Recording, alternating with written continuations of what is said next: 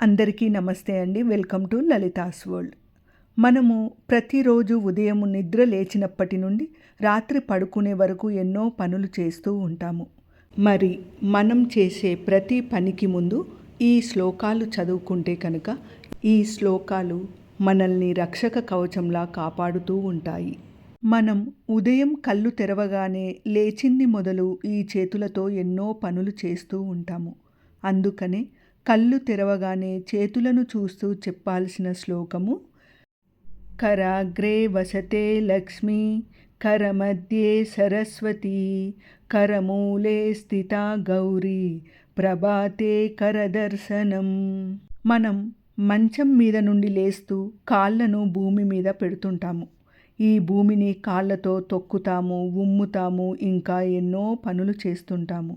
అందుకే ఆ భూమాతను క్షమించమని కోరుతూ చెప్పాల్సిన శ్లోకము: సముద్రవసనే దేవి, పర్వతస్తనమండలే, విష్ణుపత్ని నమస్తుభ్యం, పాదస్పర్శం క్షమస్వమే.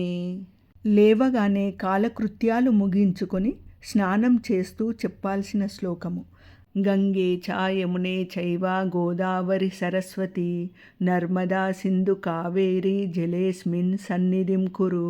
స్నానం చేశాక మనకు ప్రత్యక్షంగా కనిపించే భగవంతుడు సూర్య భగవానుడు. ఆ సూర్య భగవాను స్మరిస్తూ చెప్పాల్సిన శ్లోకము: ఆదిదేవా నమస్తుభ్యం, ప్రసీద మమ భాస్కర, దివాకర నమస్తుభ్యం, ప్రభాకర నమోస్తుతే. మనం తయారవుతూ నుదుటున కుంకుమ పెట్టుకునేటప్పుడు చెప్పవలసిన శ్లోకము: సర్వమంగళ మాంగళ్యే శివే సర్వార్థసాధికే, శరణ్యే త్రయంబకే గౌరీ నారాయణి నమోస్తుతే.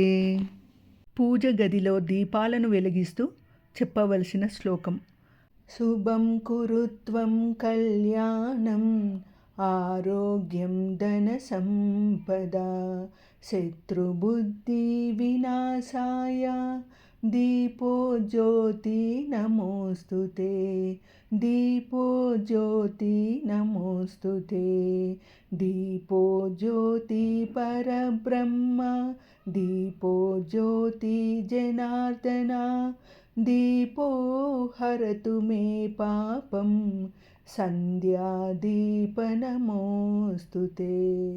మన రోజువారీ కార్యక్రమంలో ఎలాంటి విఘ్నాలు కలగకుండా చూడమని వినాయకునికి చెప్పవలసిన శ్లోకము: శుక్లాంబరధరం విష్ణుం, శశివర్ణం చతుర్భుజం, ప్రసన్నవదనం ధ్యాయేత్ సర్వవిఘ్నోపశాంతయే.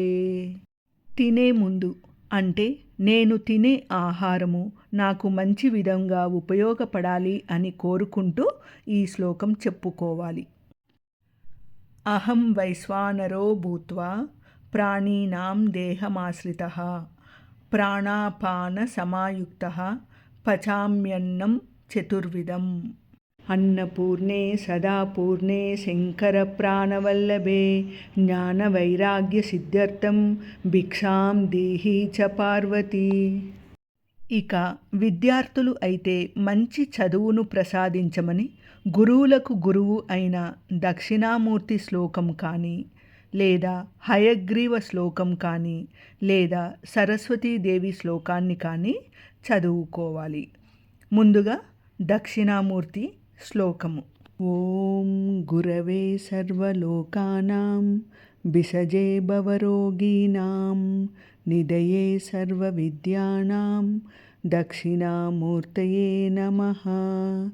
ఓం శ్రీ గురు దక్షిణామూర్తయే నమః. జ్ఞానానందమయం దేవం నిర్మలం స్ఫటికాకృతిం, ఆధారం సర్వవిద్యానాం హయగ్రీవముపాస్మహే. సరస్వతీ నమస్తుభ్యం వరదే కామరూపిణి, విద్యారంభం కరిష్యామి సిద్ధిర్భవతు మే సదా, పద్మపత్ర విశాలాక్షి పద్మకేసరవర్ణిని, నిత్యం పద్మాలయాం దేవి సా మాం పాతు సరస్వతి. పిల్లలు పెద్దలు ప్రతి ఒక్కరూ ఇంట్లో ఉన్నా కానీ, ఇంటి నుంచి బయటకు వెళ్తున్నప్పుడు కానీ ఎలాంటి మృత్యు దోషాలు కలగకుండా చూడమని ఆ భగవంతుణ్ణి ప్రార్థించే మృత్యుంజయ మంత్రము.